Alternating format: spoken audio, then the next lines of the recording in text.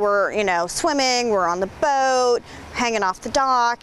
Jennifer Ridgway loves being out in the sun. It was like August of last year that I had this red spot on me after I'd spent a week at the lake. That red spot was basal cell carcinoma, a type of skin cancer. They say that, if you're to have skin cancer, that's the best skin cancer to have.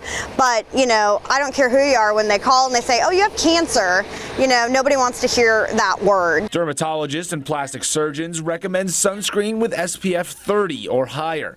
And look for the activated ingredients, zinc oxide or titanium oxide. Those are going to be the most definitive sunblock versus sunscreen, and those really completely block and set out the rays rather than allowing much of anything in. And those are the ones that will give you the strongest protection if you have very fair skin. But finding them may be a challenge of its own. I went to Walmart and they had 2 giant displays of sunscreen, and in all the sunscreens that they had, only one of them in the entire store had either one of those ingredients. The sunburns come from too much UVA exposure, and even on a cloudy day or in the winter, there's still a chance to get burned. You can think about if you go snow skiing. If you're up on top of the mountains, you're exposed to more radiation, so you even need to wear your sunscreen if you're going to be snow skiing. So should I wear it at night?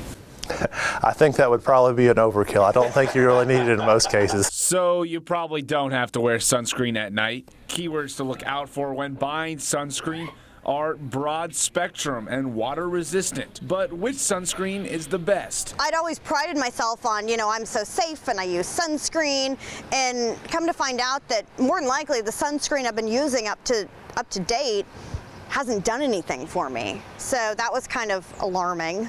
One dermatologist says it's not a matter of brand, but instead, the best sunscreen is the one you're going to wear.